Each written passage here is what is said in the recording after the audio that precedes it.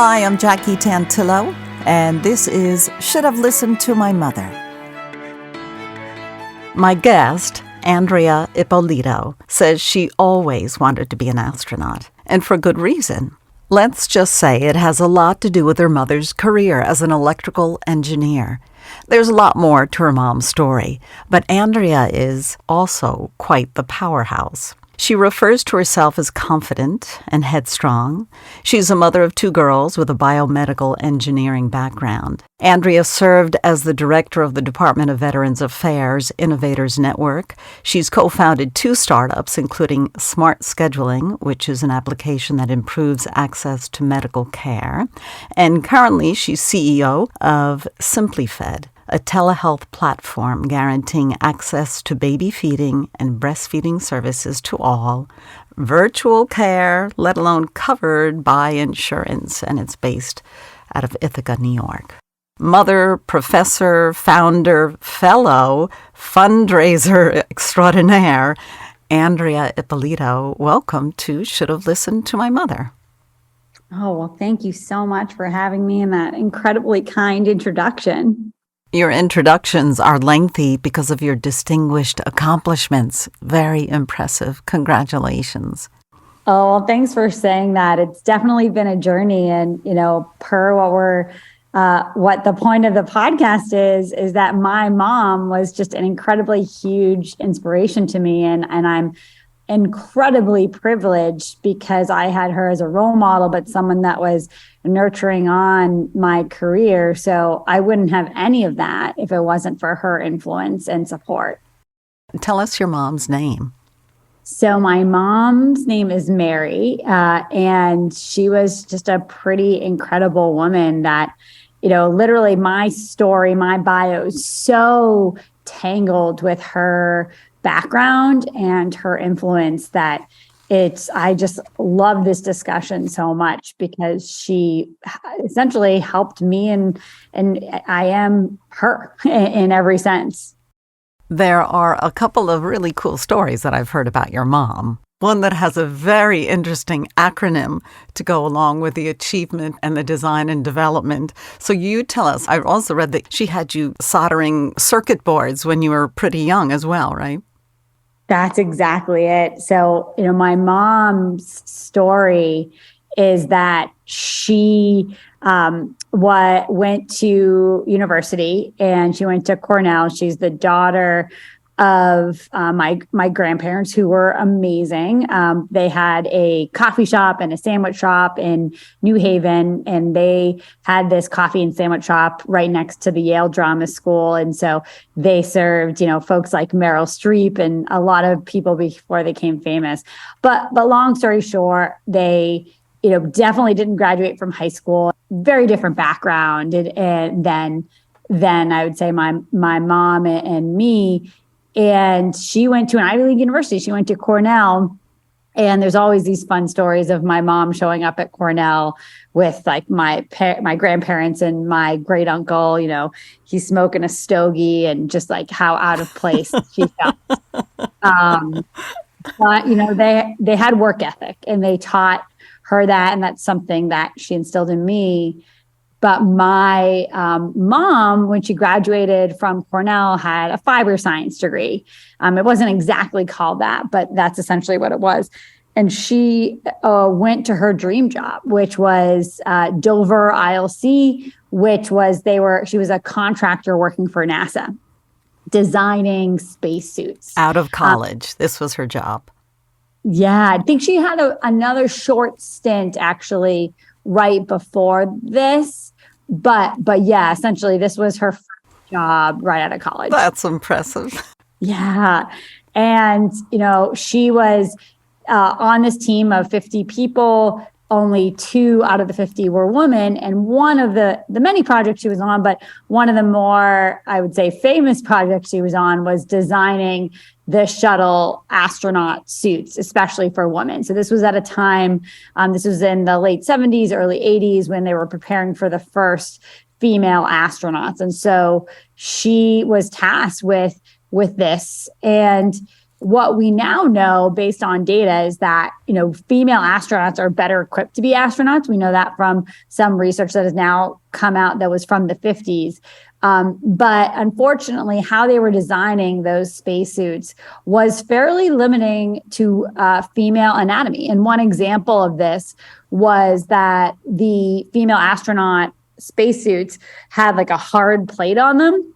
And it wasn't until one of the first female astronauts, Judy Resnick, who tragically died in the Challenger accident. It wasn't until she spoke up, and she was known for being a very strong, smart, outspoken woman. It wasn't until Judy Resnick spoke up that they changed it. But then also people like my mom. So my mom designed or was part of the team that designed how female astronauts go to the bathroom in space. And to your point, it was called the FUCT, and I'm not swearing. That's an acronym for female urinary continence device. And it was how female astronauts went to the bathroom in space. And the original design, as told by my mom, had something like a catheter, which was just going to be very limiting, to say the least, very uncomfortable for female astronauts. And it was because folks like my mom speaking up, along with, of course, the pioneering astronauts like Judy Resnick, that fought to have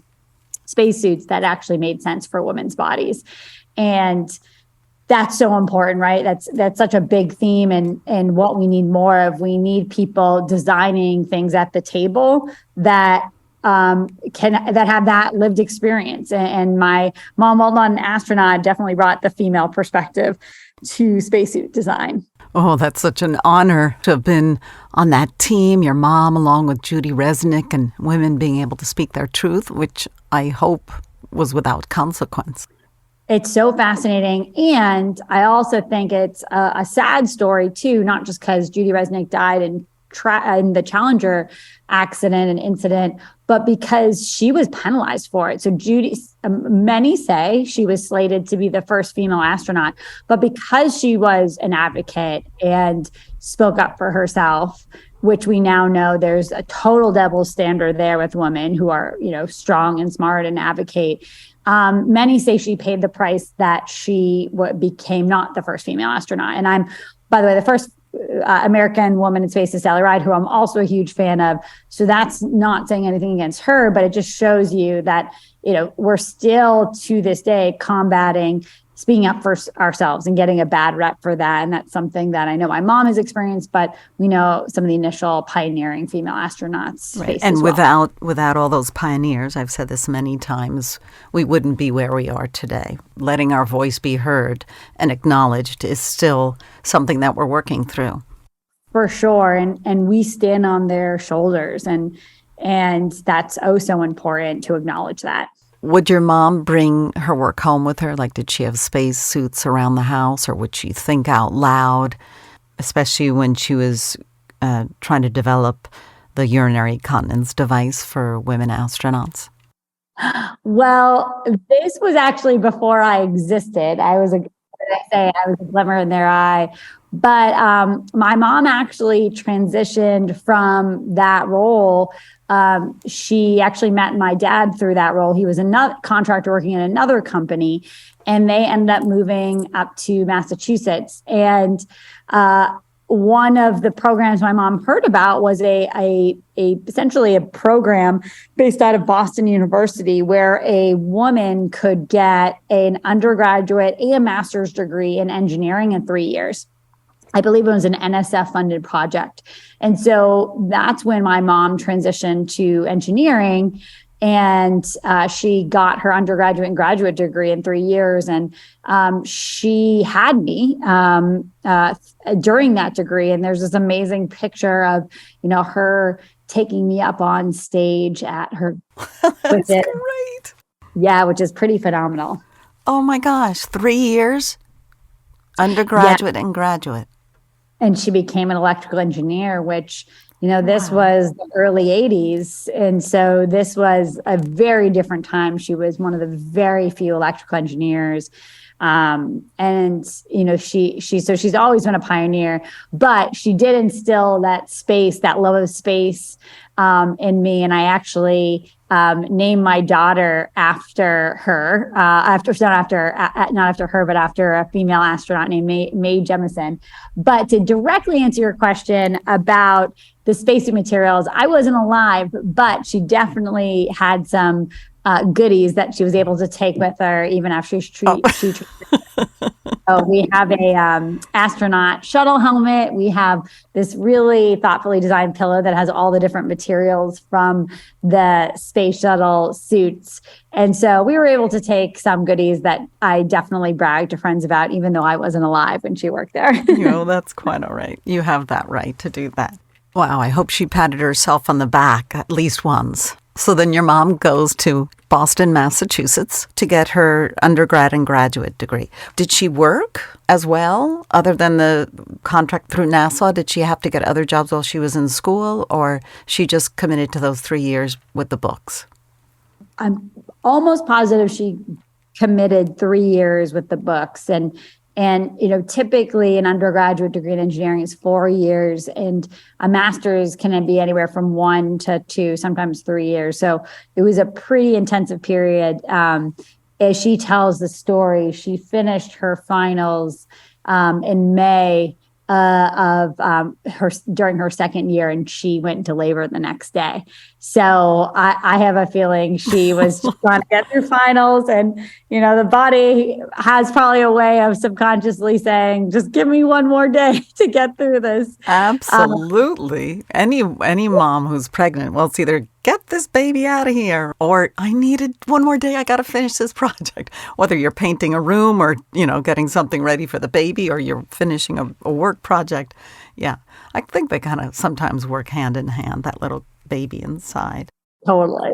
So did your mom continue to work when you were growing up? Yeah, absolutely. And so she became an electrical engineer. She worked in a few different companies, but notably the vast majority of her career was in defense contracting. So talk about an old boys club, right? This is just a very male-dominated environment. And she went to work at Raytheon, where she worked on radar systems. And I have no doubt, and I actually know from her coworkers, that my mom was such a leader there. And she also stuck up for herself. Speaking of Judy Resnick, right? And you had to succeed.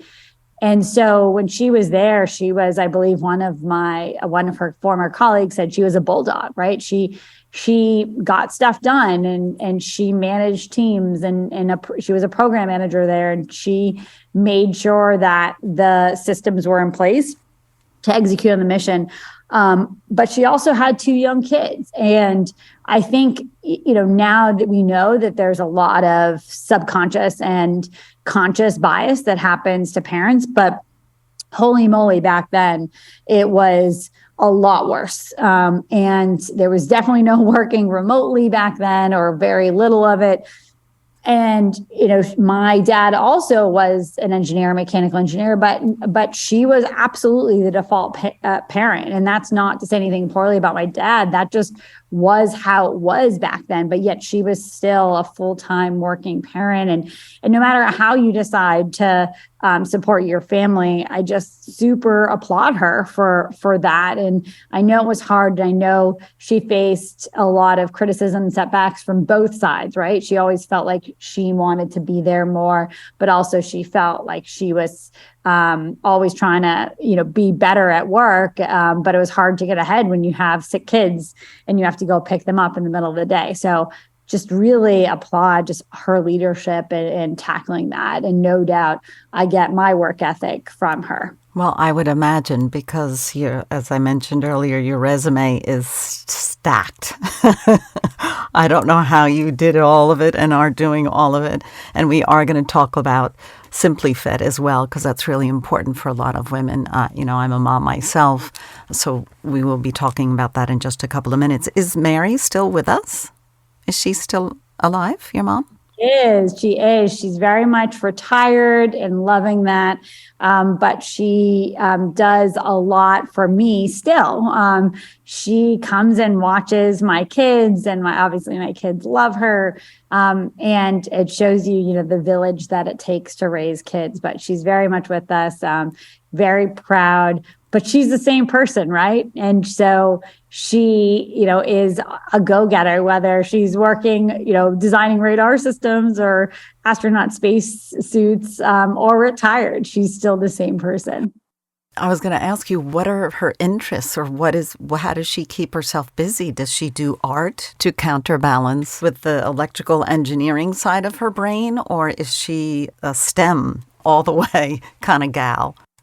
Yeah, so she stayed busy she became a tour guide. Her retirement job is she does tours on Cape Cod, where she now that's great. Lives, and she puts that same, rigor into it. She does her research, she reads books, and she's probably the most over-prepared, well-trained tour guide. So if anyone is looking for a tour guide in Cape Cod, my mom knows the entire history, all the spots in and out.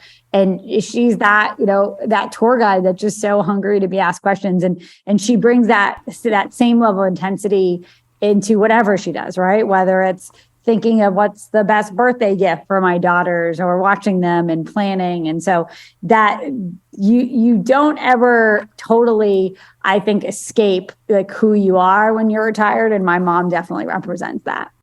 Well, they say if it ain't broke, don't fix it. She sounds like she's doing pretty great. It's a lesson for all of us just to be happy with yourself. So I'd like to kind of get a little bit of a sense of what your mom was like at home, as far as disciplining you and your brother. Was your mom the disciplinarian? I would say so.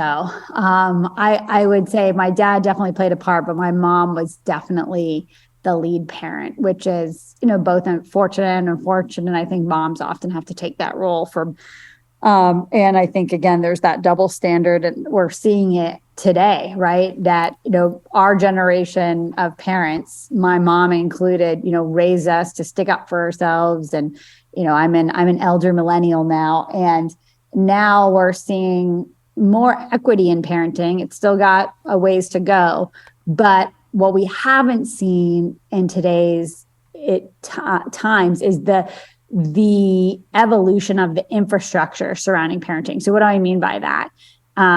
We don't have paid parental leave. We don't have universal child care support. So women are close to half the workforce once they become parents. If depending on what study you look at, we're more than half the workforce. But yet the societal infrastructure it hasn't evolved to support that. So what ends up happening now is that it's a new problem that women are now staying as the default parent in many families and working full time. And so that we need to evolve as a society to better support all working parents. And I think my mom's generation got us there. We stand on their shoulders. And now society needs to evolve to really help support what that generation of women did for us to get us here. Well, shared parenting, if everyone has the luxury of having two parents, can benefit everyone. So let's hope society keeps moving forward toward that goal. Andrea, I'm curious, how did your mom teach you lessons, or try to get lessons across, or kind of settle your emotions if, she sensed something was going on? Was it actions speak louder than words? Well, I was a very nervous kid, and like a very anxious kid. And so a lot of what she did was calm me down, because I was super hard on myself. And, obviously still am today. Of course, we all are striving to be better in whatever we do. But especially when I was a little kid. And so she would do a lot of things behind the scenes. And sometimes it's like, I like make jokes. Oh, I am this way, like just randomly. And And no, it's like all the behind the scenes things that she was doing. I now know, when I went back to my house before my parents sold our childhood home, there was all these books on like how to raise, especially girls, that she was reading. She was doing a lot of research to expose me to role models, and just expose me in an environment so that I would be put in uncomfortable situations, which we all know learn and grow.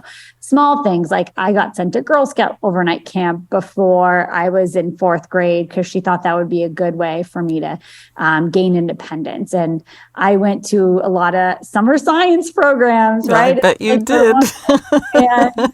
And she really tried her best to expose me. But the biggest thing my mom taught me is my work ethic, right? Is no one, you really have to give it your all yourself. And I would say, on one hand, no one's going to just give it to you. That being said, I was given so much from my parents. So I do acknowledge the privilege I have with having the role model I did. And she also taught me that you have to advocate for yourself, but you also have to put in the work and put in the effort. And that's super important. But, Marian Wright Edelman, you can't be what you can't see. And it's no small wonder that I became an engineer, because my parents are both engineers, but in particular, my mom was an engineer. And you mentioned this earlier, but, she taught me how to solder when I was a kid, right? And very few people have that type of amazing role model, and someone that was helping me along the way and nurturing me along, both behind the scenes but also, live and in person. We're going to continue this conversation of the effect your mom has had on you throughout your life. And I want to talk about Simply Fed, your latest startup. But I believe you were an ice hockey player, weren't you? I did play ice hockey. I was not very good, but I did have a lot of grit, right? They called me Scrappy. My coach called me Scrappy one day, and that just became a name a couple of my friends that played ice hockey said to me. And it's because I think my head moved faster than my feet. Like my head and my heart were there, but and I definitely tried extremely hard. And I think I was a terrible ice hockey player, though. I stunk, like really, truly stunk. I was not good. But in general, coaches liked me because even though I stunk, I put in the effort. And that was something that I think coaches appreciated about me. In fact, I don't know if I'm still tied, but when I was in high school, I was tied with the student that's won the most sportsmanship awards, because I put in the effort. And even though I wasn't great, I always was there 110%. And that being said, I also think I got it because I would cheer for the other team too, because I was always just impressed when people did well. I just felt great for them. I believe it's truly indicative of your passion in life about anything that you do. And I think it carries over into what your mom had spoken to you about as you were growing up, that the world needed more women innovators, especially regarding women's health products. And now here we have your second startup, Simply Fed, about helping moms understand and have the resources to feed their newborn babies without anxiety and stress. Yeah, correct. So Simply Fed, we're a virtual breastfeeding and baby feeding support provider. We have a national network of providers that work with families starting during pregnancy and continue to help support them after their baby's born with all things baby feeding. And a lot of people don't realize that, one, there is a health professional called a lactation consultant that is there to help support you with baby feeding. And whether that's breastfeeding, formula feeding, pumping, they can help you navigate baby feeding. And secondly, not a lot of people realize, I certainly didn't, that health plans are required to cover this service at no cost to you, whether you're on a commercial plan or a Medicaid plan. This is a federal law. And so what we do with Simply Fed is advocate for families and get them access to this support. I know when I had my first daughter, May, that I have just never felt so lost and just felt like I had failed. And She was born early, and I had to switch to formula pretty easily and pretty quickly rather. And not that there's anything wrong with that, but I just didn't know how to navigate the process, felt a lot of shame, whether that was from others or, internal pressure. And then I learned that, this is a service that's supposed to be covered under federal law, and that there's experts that can help support you. And so Simply Fed works with families non-judgmentally, no matter how you feed your baby, to get support at no cost to you to navigate all the trials and tribulations of feeding, whether that's latching, positioning, getting size for your breast pump, using formula, supply issues, preventing clogged milk ducts, you name it. Our providers are there to work with you. It's one thing that is really overlooked. Everyone's so excited about the baby coming, and and the moms make sure she's, eating well and getting rest, and the room is decorated and all the new clothes, and then all of a sudden this baby is there, and you're supposed to be able to feed them right away if that's your intention, right? That's what the breast milk comes in eventually, and it can be extremely painful. It isn't necessarily easy all the time, and it's something that women all over the world stress out about because you think you're not a good mother, you're not doing it right, your baby's going to starve, and you just go down this tunnel. So this is really important for women to know this and to find Simply Fed, to know that there's help out there, and it's nothing to be ashamed of if you can't start breastfeeding immediately. Exactly. And, a lot of people, like you said, are so focused on the labor. And then the next thing that happens after your baby's born is you're given, one of your first tasks as a parent, which I'm hoping is for the parent to recover. And secondly, you have to feed this kid. And so we like to start working with parents during pregnancy so that they know what to expect, right? Again, you're so focused on labor. Let's talk about what's about to happen next.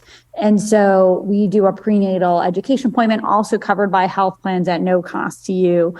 So that way, you know what's about to happen, but also we do that so to set expectations, because when a woman doesn't reach her breastfeeding expectations, she's much more likely to be diagnosed with postpartum depression. So it's so important that we set expectations, because a lot of what we find in the appointments with patients is that they're doing awesome, but they think they're failing for whatever reason. Your supply hasn't come in, or it's not, bursting out. When in reality, the first week, you tend to have droplets of milk. It's a lot smaller than people think. And so we do a lot to set expectations to make sure that families feel good about how they're feeding, no matter how they're feeding, whether that's breastfeeding, formula feeding, or pumping. It really is. I just was thinking that I went to a lactation center when my first son was born, and it just put me at such ease. It really, really helps. So how, if people are interested in finding Simply Fed, how can they find you or your services? So we'd love for you to come to our website, simplyfed.com. That's SIMPLIFED.com. We tried to be punny there. You can go to our website, click on Start Getting Care, or you can text us at 888-458-1364. We know that parents who have young babies in particular are, holding baby in one arm, texting, or holding your phone in the other. So you can text us and we'll get you started with care. And this is available all throughout the U.S. All over the U.S. We serve families in all 50 states. Great. Fantastic. Andrea Ippolito, thank you for sharing all the efforts that you've made to help women, and of course your mom, Mary, for being such a role model, not only for you, but now for all of my listeners that can really get an idea of the possibilities of what's achievable and available in the world. Oh, well, thank you so much for having me. I truly, truly appreciate you. And we will be back next week with another episode of Should Have Listened to My Mother.